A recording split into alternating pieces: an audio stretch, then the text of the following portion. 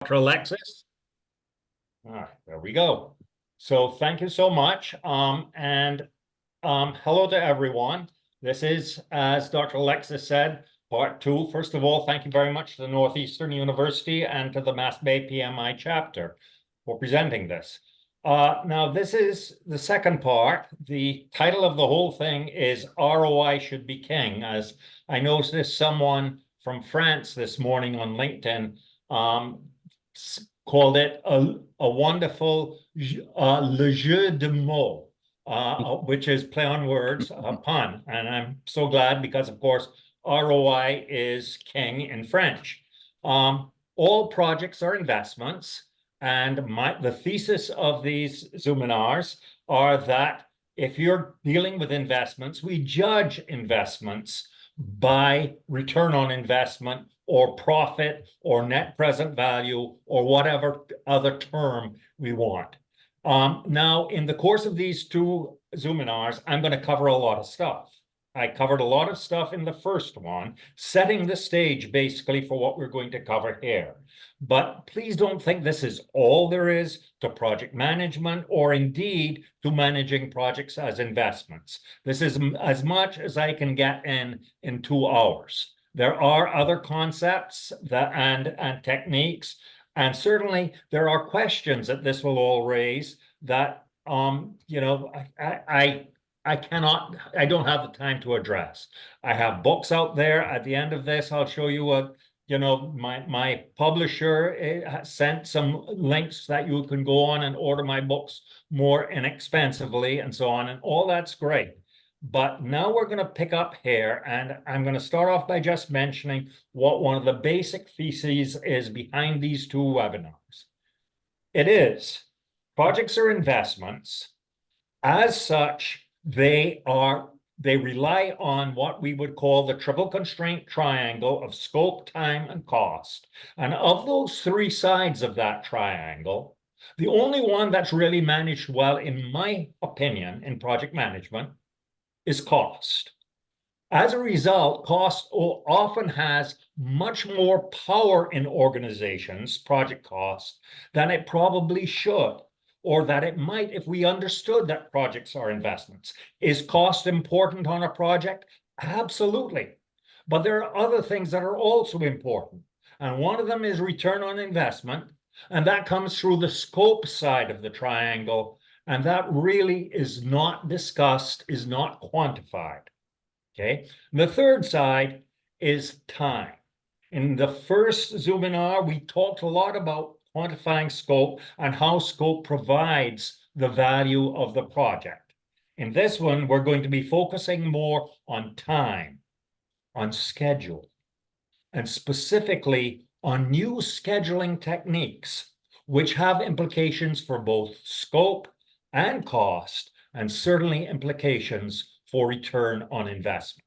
So the first session back on December 21st was success and failure are two imposters. The idea behind that is that terming projects either success or failure, in other words, that binary judgment about them, I think is wrong. Projects aren't simply success or failure. We don't judge investments in that way. An investment is a better investment or a worse investment. And the job, I would suggest, of a project is to be as good an investment as possible, which means giving the maximum value for the minimum cost, which is ROI or profit.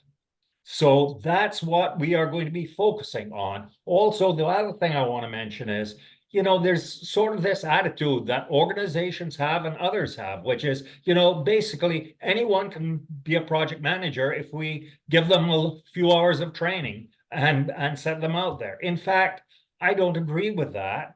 I think project managers who are really good project managers are managing the project for the sponsors or customers' value. That is what they should be doing. That's what they should be focusing on. That is what they should be pointing out to the customer. Hey, on this project, I'm going to get you an extra $300,000 of value over the course of the next 6 months. All of a sudden, that project manager becomes more valuable and their value is understood. And I hope that the attitude of organizations will change from simply being, let's get a project manager whom we can pay the least possible amount. Project managers are worth their weight in diamonds if they are good. So today now our presentation is going to be, see, where are we here? Okay. So today is called Weight is a Heavy Load. It's an old Barbadian expression. Notice I'm wearing my Barbadian hat. And that's what we're going to talk about, because weighting is a function of every project. And we'd like to weight as little as possible to get the value out of the project, which means good scheduling. Now, weight is a heavy load, old Bajan adage. By the way, Bajan is short for Barbadian. We call ourselves Bajans.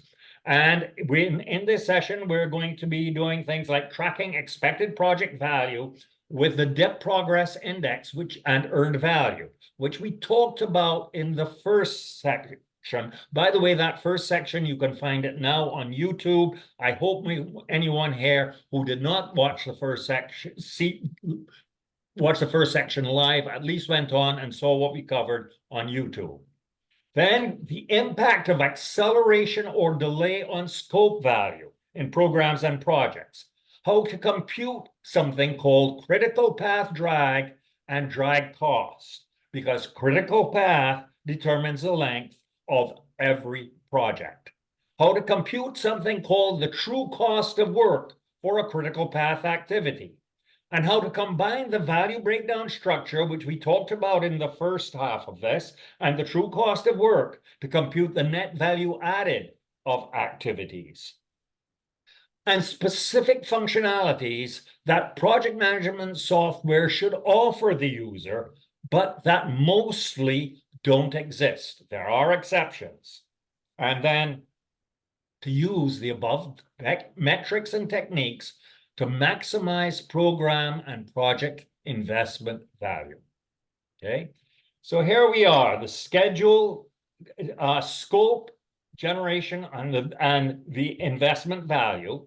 Okay, if a project is an investment, then ultimately every project is performed for the difference between its expected value and its cost, which we could term ROI, return on investment, expected profit, net present value, or NPV, or whatever. Here are three input fields that I believe belong in every project management software package, and for the most part, ain't there. And they are, we talked about these in the last one. What is the estimated value of the project's planned scope if completed on a specific target date? Notice I'm not using the word deadline. I'll talk a little more about that later. Deadline, no. Target date, yes. And what would the project be worth if we finish on that target date? Within this project or program, which sub-deliverables are mandatory and which are optional? And third, if a sub-deliverable or activity is optional, what is the value it is adding to the project? We don't want to be doing work and having sub-deliverables which are costing us more than their value. But that brings us to a concept we'll cover in a second. What is the true cost of work on a project? And we will discuss that. The last two of these, user input field 2 and 3, is information that should come from that value breakdown structure we talked about in the first session. Okay, here's our triangle. And again, the one thing that project management seems to do pretty well at this point is cost, both through budget and through something that cost does pretty well, finance departments do well, which would be the cost estimate to complete. It is an extremely important metric. It is basically the complement of the budgeted cost for work scheduled, or as PMI calls it, planned value. It's not really planned value, it's planned cost, okay? But overall, project management does a pretty good job of this side of the triangle. Where it doesn't do much of a good job is in scope, which should be quantified into the expected monetary value of the project if completed on a specific target date, and then time, which is a plus or minus value against that expected monetary value. Typically, if we finish the project earlier, the project's value will be greater. We finish later, it will decrease. That's not true 100% of the time, but it's probably true more than 99% of the time. That brings us to expected project profit, or we can call it ROI, which is the expected monetary value of the scope, plus or minus any time factor, acceleration or delay, which can affect the value of the scope, and then minus the budget and any cost variance that would occur. That should be what we are doing the project to achieve, to maximize the expected project profit of the project. Notice I say expected. Something can always happen along the way on any investment.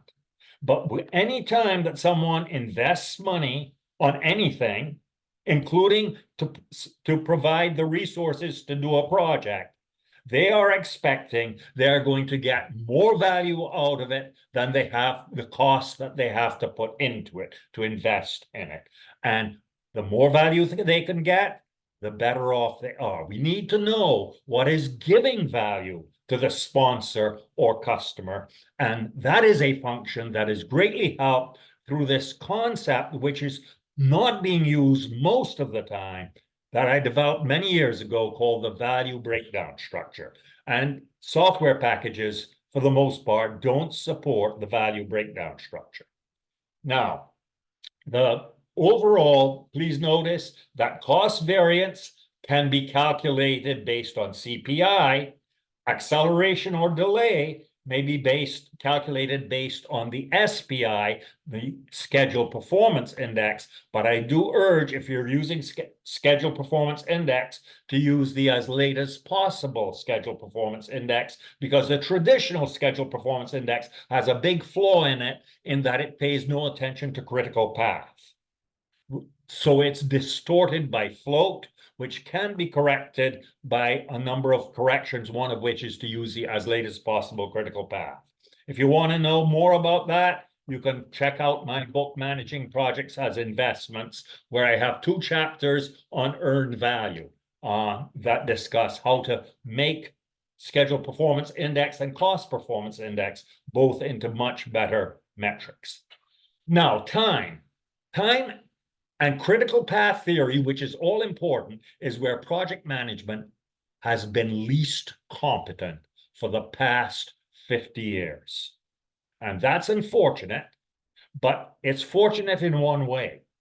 In this session, I'm going to show you things that are missing in terms of time and critical path theory, which you're going to say, how could anyone overlook that? It makes so much sense. As one of my students many years ago, when I was teaching a class at BAE Systems, said, you know what, Steve, you have an amazing grasp of the glaringly obvious. And it's true. This information is obvious, but it's like nobody knows about it. Okay, so I'm going to be mentioning critical path drag, how to calculate it if you have to do it manually because your software doesn't calculate it, and also to figure out, to see what its implications are. Now, scope generates project value, but if the scope is completed later, then the value goes down. Why? Because as a gentleman named Benjamin Franklin said back in 1747, time is money. I want to point out that in some projects, time is more than money. It's human lives.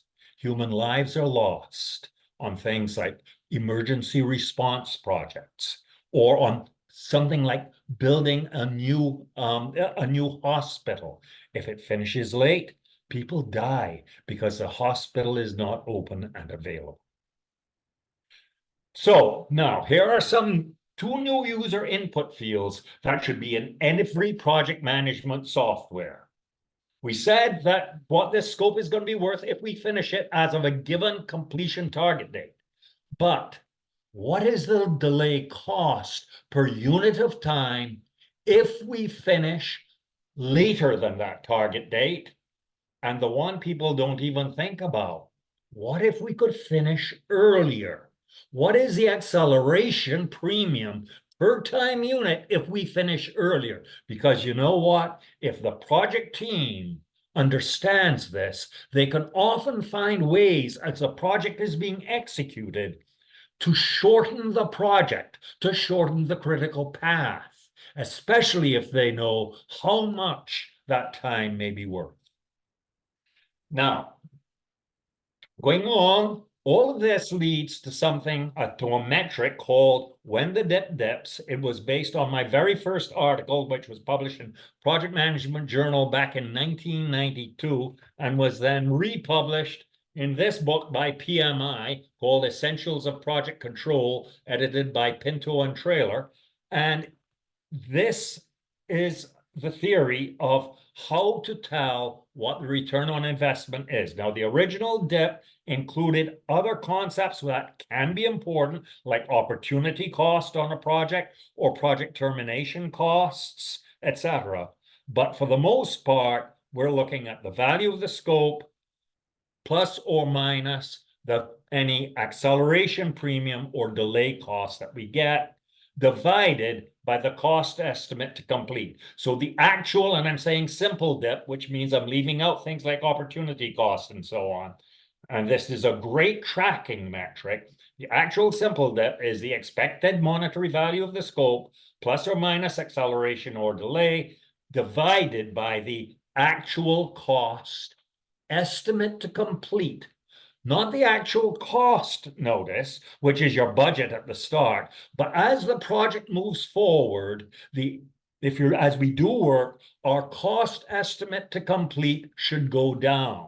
And that means as we move through a project, it becomes a more and more valuable investment. Because if we started with a project with a budget of $1 million to get $2 million of value, if halfway through we have spent $500,000, that is now what is called sunk costs. Our cost estimate to complete should only be $500,000, and we're still going to get $2 million value out of that if it's on schedule with the same scope, right? So it started out with a 200% return. It's now up to a 400% return, and that will increase as the project goes forward. Now, that brings us to the dip progress index, which is, as we're doing the work, the actual dip divided by the planned dip. Where did we plan? What did we plan our dip to be at this point? 4.0. And what is it actually? If it's 3.99, that's not as good. But if the team knows that we're working to this, they will find ways to increase our dip as much as possible, maybe to above 4.00. Here is what we call the dip baseline for a 26-week project that has an expected value of $240,000 if completed on target, and an initial budget of $90,560. Notice, as the cost estimate to complete goes down, if we are on schedule with the same scope, the dip will go up because the numerator is remaining constant while the denominator is decreasing. And so at the end of week 18, we would see that our dip is expected to be 240,000 divided by 90,560. I'm sorry, that's a starting dip, 2.65. And at the end of week 18, our cost estimate to complete is expected to have gone down to 39,800, which means that our planned dip at that point would be 6.03. Now, as we do the work, We get to that point, and our cost estimate to complete is higher than planned, or the return has gone down. Our dip at that point, notice, is only 5.0. Our actual dip progress index is our actual dip divided by the planned dip.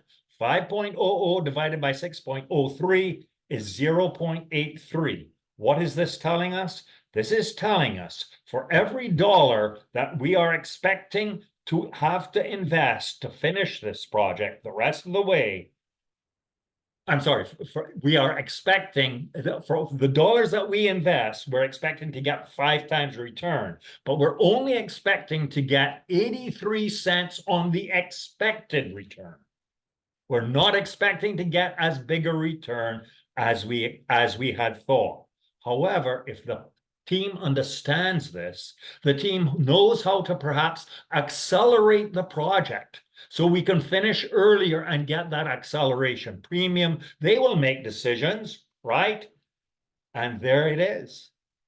At the end of week 18, they may have succeeded increasing the actual dip to 9.00. And now our dip progress index is 9.00 divided by the planned dip at that point, 6.03. We're expecting to get back 49 cents more on the dollar than we expected originally. 49% more. Wouldn't it be a horrible thing if every project team was working to increase the size of the return of the investment of the sponsor or customer? That'd be a terrible thing, wouldn't it? Well, if you give them the information, that's what they can do. And then suddenly project managers and the field of project management starts to be appreciated for all the value it's adding. Now, managing the dip requires 5 user input fields that we explained earlier. We talked about those, but also project management software must support 3 new algorithms. By the way, just to mention, in terms of anyone thinking about AI, artificial intelligence, the dip is what artificial intelligence should be using as its prime metric for determining what are the best decisions to make on a project. And if it's not artificial intelligence, it's human intelligence, that's what the human should be doing too. So the 3 algorithms, new algorithms that project management software should have is it should be able to store and put in the dip baseline based on user input, the actual dip, which includes changes in the value breakdown structure, in other words, changes in the scope, any acceleration delay premium, or any changes in the cost estimate to complete. And the dip progress index, which is actual dip divided by planned dip. Note that the DPI, the dip progress index, works similarly to the CPI and SPI, but the DPI integrates across all 3 sides of the triangle.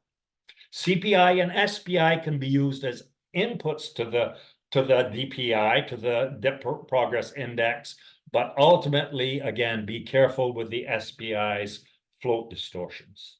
Now, just to show you how badly I think project management has handled critical path, this is a picture from Google Ngrams, which, if you're not familiar with it, it shows in any given year how, in terms of the millions of books that Google has digitized, going back in history, what percentage of the time are certain terms used. Here in red, we can see critical path, which all of these basically came along about 1957. And critical path shot up by 1965. It reached its peak and has been going down ever since. Project management, however, increased and increased and increased into, according to this, about 2011. But critical path hasn't. Yet critical path determines the length of every project. So how is it that project management has been increasing and increasing, but critical path hasn't? I would suggest there's something wrong there. This is not proof of it. There could be other reasons for this, but it looks like evidence to me. And you will notice that WBS and earned value increased at the height of project management being used. Critical path didn't. Now, managing time on a project, the origin of deadline. Deadline is a term I hate.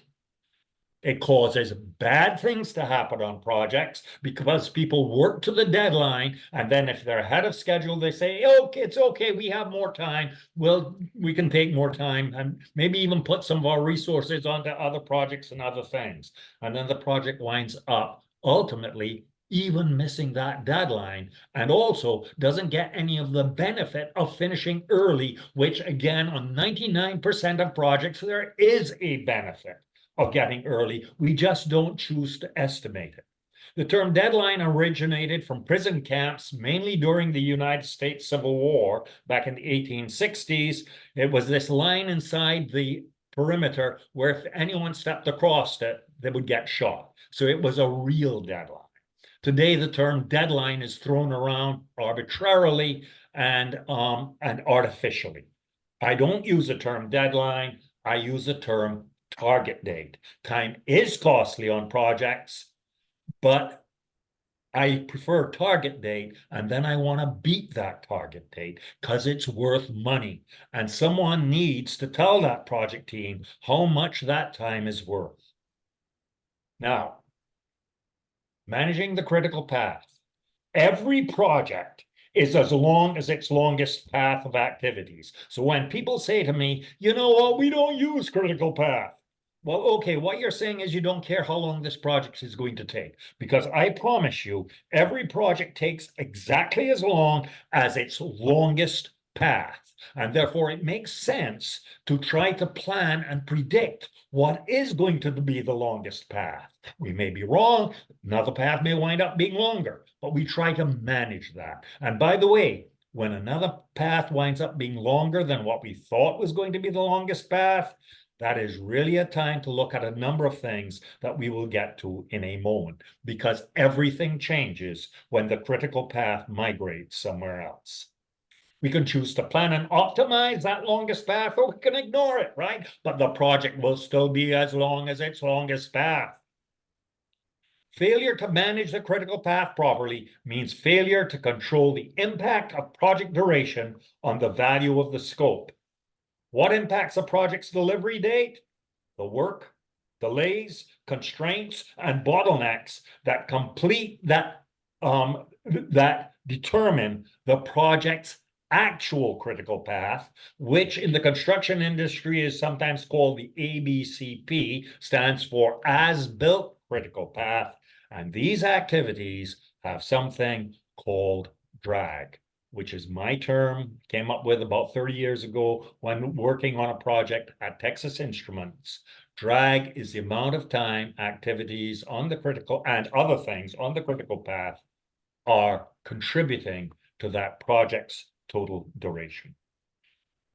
Quick summary of critical path method. If you're not familiar with it, critical path method is calculated using an algorithm that just about all project management software has. First, the algorithm traces activities durations and the sequencing, the logic as it's called, from start to finish. And for each activity, it puts in the box the early start and the early finish at the top of the box. That's the earliest each activity can start or finish. Then it goes to the end of the project and traces the logic backwards in what is called the backward pass.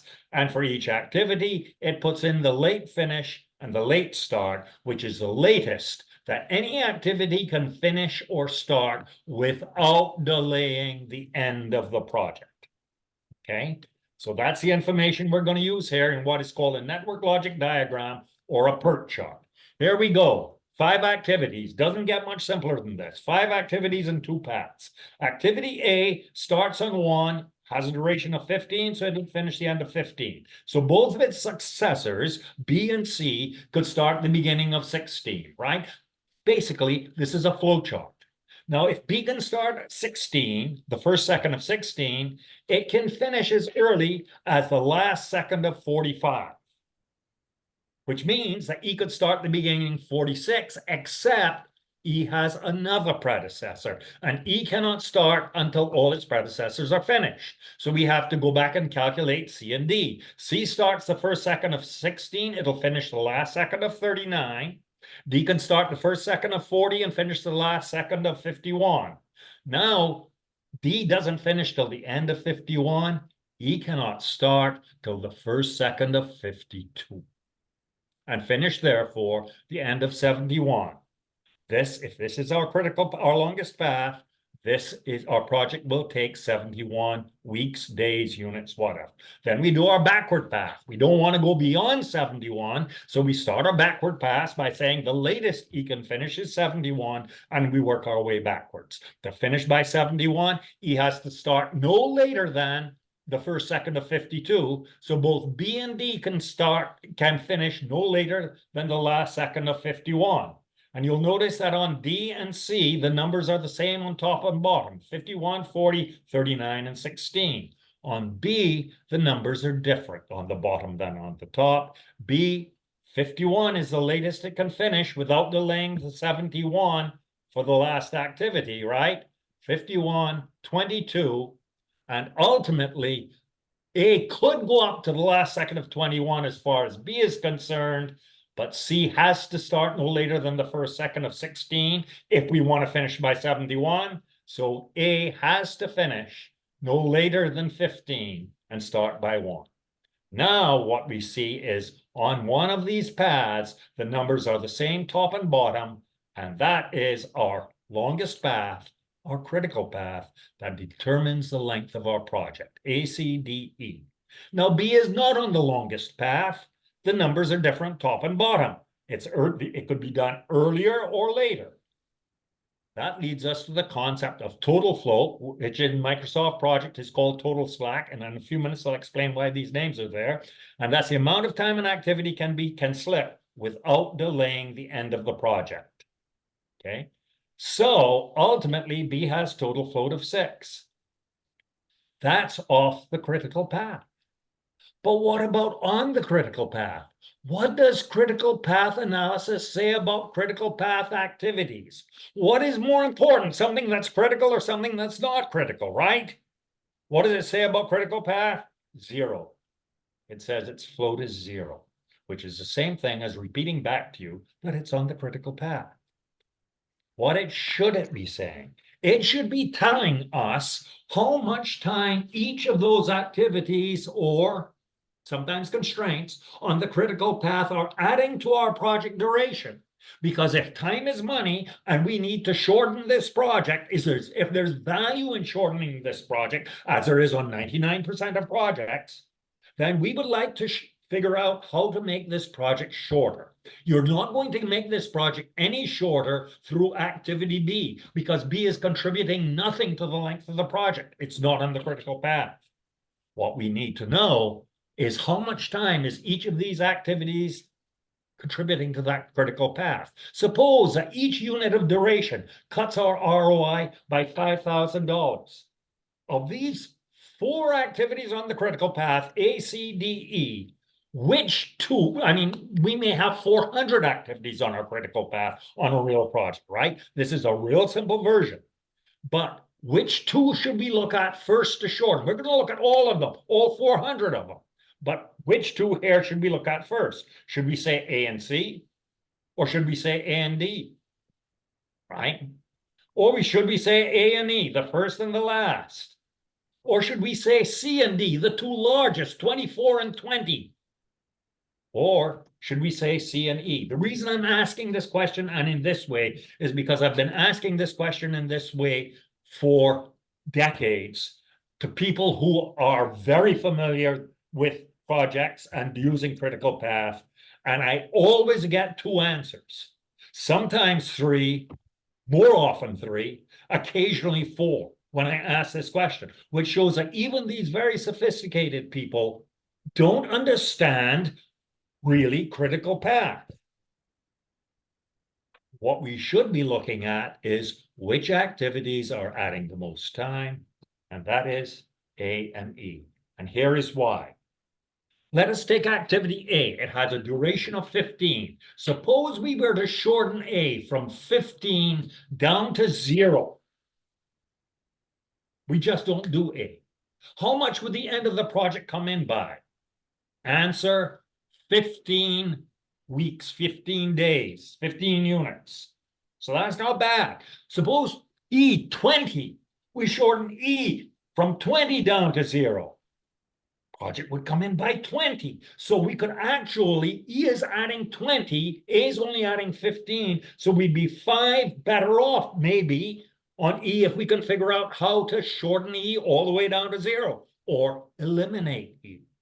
Oh, C has a duration of 24. Wow, we can gain so much time on C. We shorten C down from 24 to 0. How much does the end of the project come in by?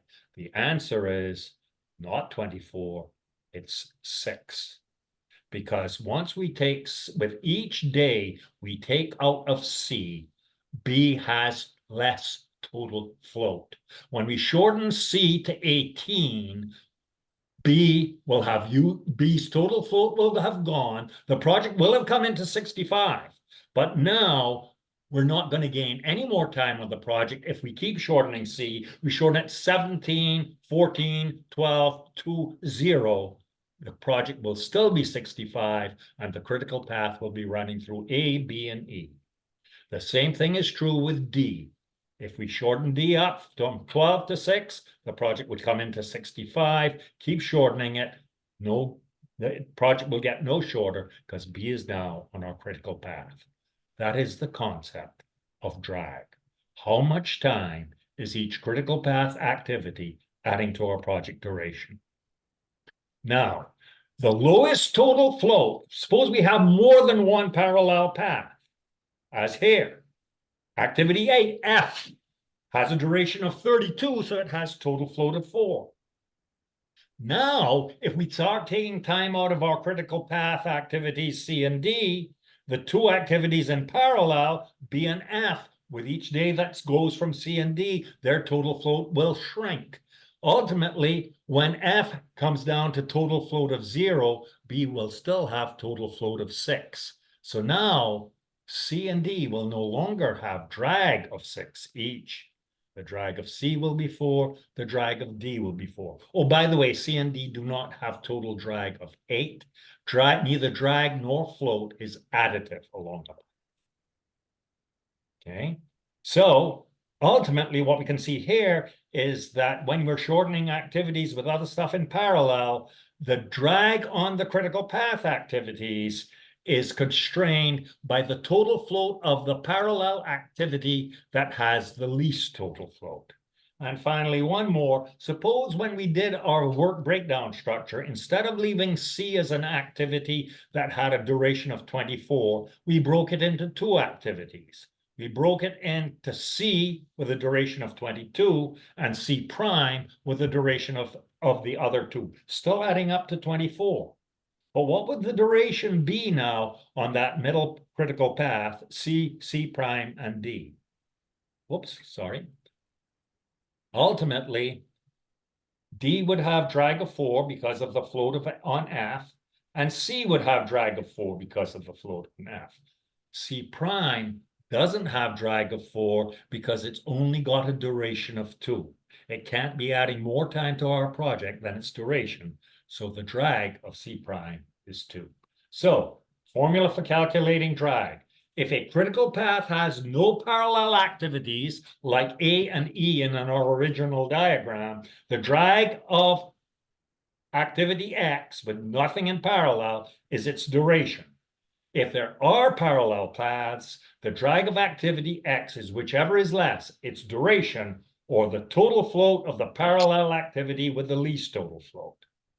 No, computing critical path drag and starts, finish, and lag relationships is a bit more difficult. I do explain it in one of my books, in the Total Project Control book, but it can be done mentally with a little practice. Here is an example from my book, from this book, Total Project Control.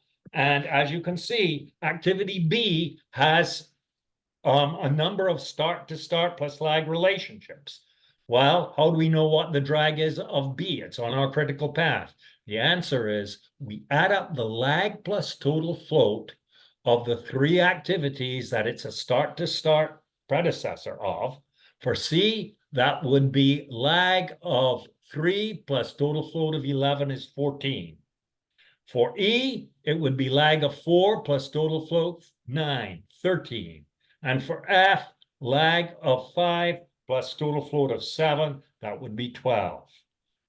B's drag is equal to the least of those, unless we stick an activity X there, which is parallel and has total float of 10, in which case the drag of B would go down to 10. Okay, quick example. That's in chapter 7 of my book. Now, here is a diagram from an article that Bill Duncan did. He wrote it basically. I helped him, helped draw some diagrams, something that he pointed out. This goes back about 2006. We did this, I believe. So here is a typical network, right? Our critical path is B, sticking out there, about extra months. Okay, now off the critical path, software will calculate total float and free float. But what about on the critical path? See, so the software will tell us what the total float is on A, C, and D. On the critical path, traditional critical path method of the software says 0. It has total float of 0. What should it be saying? It should be saying how much time is it adding? Why? Because they're the old saying, what is quantified is something people will pay attention to and will try to improve. If all that is quantified is the stuff off the critical path, that's what people will concentrate on. Instead, we should be focusing on how much time is each of those critical path activities adding. 2 months for those three, and for that one in the middle, 1.5. Why just 1.5 for that one? Because its duration is only 1. And now you look at it like that, and all of a sudden, people will say, wow, we can see where the activities on B are adding this time. If we shorten them, we can pull in the project. Now, drag cost. Drag cost, a very important concept, especially for justifying more resources. It's how much project return on investment or profit would decrease due to an activity's drag decreasing the value or increasing cost. How will it do that? Because it's delaying the end of the project. For more information on this, I suggest you look at an article I did on LinkedIn that you can find there. There's the link, Steve's Stipulations regarding the value cost of time on projects.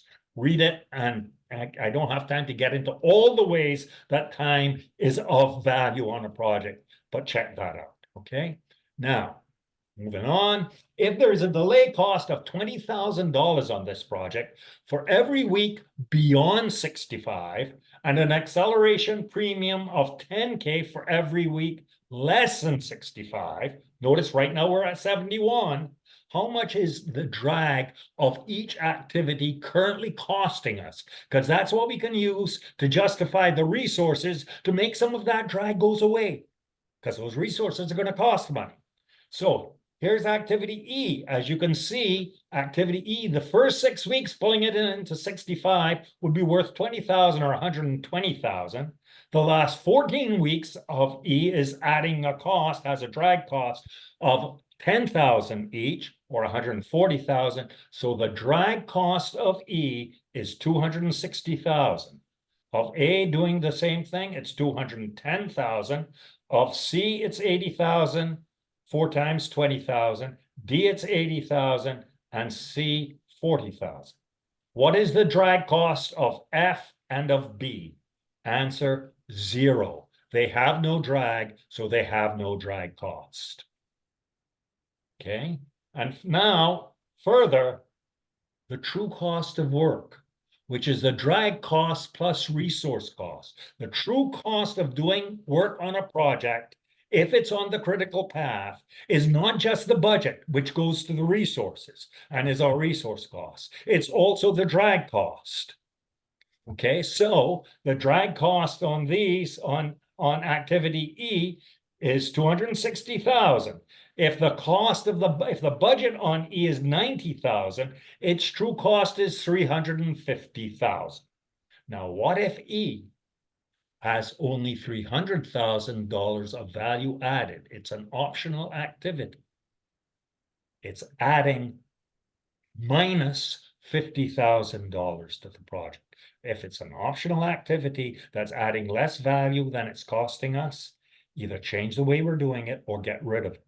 Finally, remember, when we change critical paths, when the critical path goes somewhere else, a whole new set of activities wind up getting drag cost, and their true cost changes. And sometimes and not just sometimes, frequently, activities will have greater true cost than they have value added. Projects are being completed every day that will have activities on their critical path that are costing more than the value they're adding, and no one's recognizing it. So one other reason for always concentrating on the critical path is when the critical path changes, a new set of activities get drag costs and get sometimes a greatly increased true cost. Okay. Now, so here are all the things that I would recommend a software package should have. I went through the top 5, and I went through the software algorithm 3. Every software package should be doing this, plus which software algorithm 4, critical path drag calculation. Number 5, drag cost calculation. Number 6, the true cost of work calculation. Number 7, the net value added calculation, and that should have a signal. Anytime that we have an activity with net value added, the software should send the user a message, hey, activity 474 has currently, it's costing us more than it's worth. Maybe you should look at it. And finally, something we don't get into here, I get into in my books, resource availability drag, which is drag on the critical path of the resource level schedule due to the fact that we don't have enough of a specific resource. So people have been asking me for years, why is drag not a part of traditional critical path method? And I have wondered. Then late in 2016, Patrick Weaver of Mosaic Projects in Australia gave me my answer. He published a letter from Chris Fostel, who said this. I was told this story in 1978 by a retired quartermaster who worked with his company after the war. I don't wish to minimize the work of Kelly and Walker. They were the two who introduced CPM to the world in 1957. But they did not develop or invent the technique. The origin of critical path scheduling was the planning of the U.S. Pacific island hopping campaign during World War II. The Quartermaster Corps had to coordinate orders to dozens, if not hundreds of ships for assembling the armada for each assault. If any ship arrived early, it would alert the Japanese of an imminent attack. So we don't want one little destroyer getting out ahead of all of them. We want them all to arrive at the assembly point at the same time. So travel times were drawn as arrows on the maps, and the quartermasters would then calculate shortest and longest travel times. Some ships coming from New York and through the Panama Canal. Some ships just coming out from Pearl Harbor, much shorter distance. So the question became, how can we make them all arrive at the same time? Goal was to have them arrive at the same time, and these were the first activity on arrow, as they were called, critical path charts, around 1942. Now this gets interesting. Float was the amount of time a particular ship could float at anchor before getting underway for the rendezvous so that it wouldn't get there early. Later, when the U.S. quartermasters introduced the technique to the British for planning the D-Day invasion, the British changed float to slack. to broaden the term to include Air Force and Army units that didn't float, but could slack off for the designated period. Critical path scheduling was a military secret till 1956. Here's the problem. That situation, the needs of the World War II naval projects, if any ship arrived early, it would alert the enemy of an imminent attack, made finishing simultaneously the priority, not finishing early.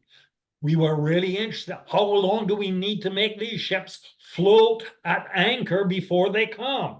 That's the equivalent of placing a finish no earlier than constraint on the completion of all paths. So they weren't looking to shorten the project and make some of the items, the paths, shorter. But on most projects, earlier completion has great value, allowing deployment that can save money and lives. To shorten the entire project, focus needs not to be on float, but on critical path, which is how much time can a non-critical path slip, but on critical path drag and drag cost. How much time a critical path activity is adding to the project, and thus reducing ROI. Why did the critical path, the real question is not, why did the critical path metric not exist from 1942 till 1999 when my first book came out? The question is, why has critical path drag been ignored by the PMBOK guide and almost all project management software for the past quarter century? Because every project and program has a critical path of work and constraints that delay completion. They delay completion and determine the overall duration, and they have drag and drag costs that reduce project ROI. Software packages must compute drag. Some have started. Spider Project, a Russian package, released a version in April 2009 that computes drag. Asta Power Project released a version in November 2016 that computes drag. BBC Tom Boyle has a product called Boyle's Project Filter that is an add-on to Microsoft Project that computes drag. Structured Solutions Inc. in 2023 launched an MS Project add-on that computes drag. And Mohammed Ajaruddin, hi Mohammed, I know he's in the audience here, he came up with an add-on to Primavera that computes drag also last year. So, in conclusion, all projects are investments. They must be measured and managed as such. All projects should require estimates of value cost of time at initiation. Drag and drag cost justifies resources if measured in time, money, or human lives. And scope, cost schedule, must be based on expected monetary value or ROI of the investment. Here are my books and stuff. Here are 2 flyers that if you get this, you can print out. They've got a discount. My publisher sent me this with a discount code that you can see on there that will give you a discount if you put it in when you're ordering any of these books from CRC Press. And that's me, Steve Devaux. And do we have any questions? Yes, hi, it's Doug Bauer. I'll jump in with a question, Stephen. Very informative presentation. Could you go back to your conclusions? So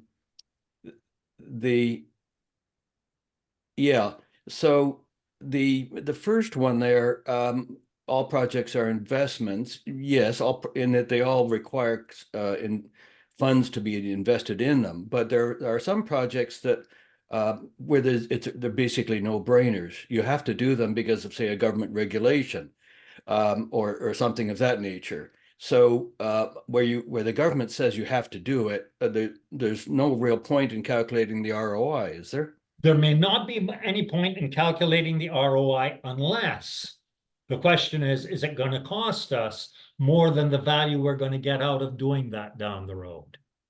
Right? Or sometimes there are externalities. The government may want us to do something, but realize, yes, in the short term, this is going to be good, but in the long term, whether it's going to have an effect on on global warming or something like that, it may be unwise. So it may not be a case where sometimes if it's a mandatory activity project, or indeed a mandatory activity within a project, we sort of have to do it. But the question will still become, what's the cost of not doing it? Well, we may have to close down our plant. How much will that cost us? Okay. Right. Question. In some cases, the cost might be the entire organization. Exactly. And that can be the case. Mhm. But at least we get to understand the cost is we close down this entire plant or close down the whole organization, or we do what the government tells us they want us to do. Usually people decide to do what the government tells us to do. Yeah. Any other questions? We do have a lot of wows and praises in the chat, but not really questions here. If anyone has questions, please raise a hand and take the floor. It's this time to talk about it. I know it's top of the hour. We can stay a little bit longer, but I'm going to say thank you to you, Steve, for such great presentations, and thank you all for attending. Always a pleasure to see those names and faces on the screen. So if you have questions, I believe still Steve will be willing to take a few questions. And also I should mention, if you have questions, I'm always on LinkedIn. So anyone who wants to link with me on LinkedIn, I love having discussions. Absolutely. Questions here. Well, this is truly people like knowing about the history of those techniques, project management techniques. Float and Slack, yes. Yeah, linking and knowing, you know, a lot of the tools we're using generated from military projects. So that's a good thing. Well, I'm looking through the comments and you're all making me feel nice. It was an amazing session. I'm so glad that you enjoyed it. Please look, project management is my life, and people are dying because of poor project management. At least most of the folks here, I suspect, in your industry, you have a much better understanding of project management and how to do it than so many people in other industries like public health, et cetera, where people die because of that, of people not knowing how to do good project management. So please spread the word, and anything I can do to help. Honestly, you know, this is a labor of love for me. Absolutely. I'd like to actually invite you to talk about project management in public health, if you have a Slack time in March or later, I would definitely would be happy to have you here back to talk about this topic. Okay. Hi, Steve. One question from my side. Yes, sir. How do we manage this drag and drag cost on the updated schedule or the in-progress schedule? How do I manage it? On the updated schedule, because on the updated schedule, the critical path always being changing. Right, but what I have recommended to my clients to do is that on every project, depending on the size of the project, that they have a listing of the top 10 activities, usually preferably in drag cost, but just in terms of drag at every reporting period. I want to know which activities have the most drag as the project is going on. Okay, and anytime that the critical path changes, migrates to somewhere else, that is a huge change that should cause everyone on the project to be looking, do we now have activities that are winding up costing us through that time of additional that drag cost more than they're adding. But right up front, I'm a great believer in taking that project schedule and compressing it. In doing so, that's what I've done as a consultant frequently. And I've worked on projects, basically everything between designing fashion model Barbie to the avionics of the F-35. Okay, I've worked on tons of projects. When I go into a project, I assume I'm going to be able to compress it by anywhere between 15% and 40%. And 15% means this was a project schedule that was really done well. 40% is far more common. And of course, there have been some which have been put together so at random that I can probably cut them by 80 or 90%. But it's a huge tool. That drag and drag costs are huge tools for compressing schedules. And by the way, with minimum increase in costs. You'll find places where you can reduce the drag cost of an activity from $400,000 down to $50,000 simply by adding $30,000 of resources. Why wouldn't you do that? It's a great way of justifying the resources that you need. Awesome. I believe Jen has his hand up. Jen? Yeah. Yes. Okay. Good afternoon. Thank you very much, Steve. This was, for me, a new experience. Drag concept is new for me. I'm working in multi-project environments where resources have to work simultaneously in several projects. So my question is, and maybe I already know the answer, is that the drag concept you can use to make decisions about taking people away from one project, dragging them over, taking them to another project.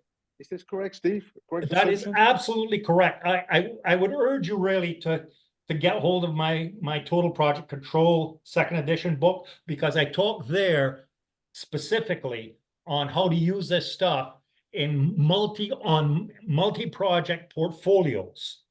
Yeah. And using particularly the dip there, because what will often happen, as you probably know, is in the multi-project situation, the projects are going along.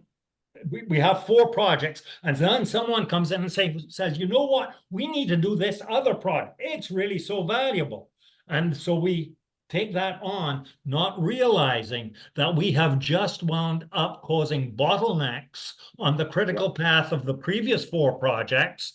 And Absolutely. ultimately, across the whole portfolio, our return on investment will go down despite adding this hugely valuable project. Because these other projects that had been going on, let us remember, they'd already had a lot of sunk costs. So they were also very profitable projects in the sense that by spending another $50,000, we were going to get $2 million of value because they were close to finishing. Now we put on these create these bottlenecks, and we increase the drag costs and the delay. Exactly, Jan. You're seeing the implications of this very clearly. Yeah, so I think I have to decide to put the drag concept into our software, multi-project management software. Thank you, Steve. Sure thing. If you have any questions while doing that, please don't hesitate to contact me. The first step I made was contacting you via LinkedIn. Thank you. Thank you, Jan. Fantastic. I believe the last questions here is from Jill. Jill is asking, at what frequency should a PM check the critical path and drag? At what point? How often should we check them? Yeah, how often? Well, certainly every reporting period. If I were a senior manager, a sponsor, a client, I would be wanting a report on what are the top 5 or 10 critical path activities in terms of their drag and drag cost. But certainly the project manager should be looking at that on a daily basis and checking that. And of course, up front, we would be optimizing the schedule. And I, again, didn't have time to get into this, but it's so important. When you optimize a schedule, you're increasing the value, you're making it shorter, but you're also increasing the risk of making the new date. However, you're also increasing your schedule reserve. And let's remember that schedule reserve that's on the critical path has drag and drag cost. We would like not to use it, but if we need it, it's there. And which would we rather have? A schedule of 95 days and 5 days of schedule reserve, or a schedule of 80 days and 20 days of schedule reserve, right? Which one are we more likely to be able to finish in 100 days? I would suggest the 80 days with 20 days of schedule reserve.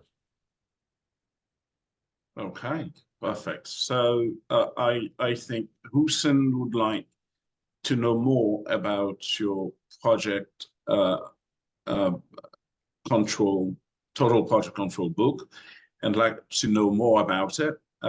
Hussein, if you, I am pretty sure, almost sure, that Steve will be back. So if you could, the book is available on Amazon and other bookstores. So if you can take a look and next time ask any questions you'd like, or reach out to Steve, that would be fantastic.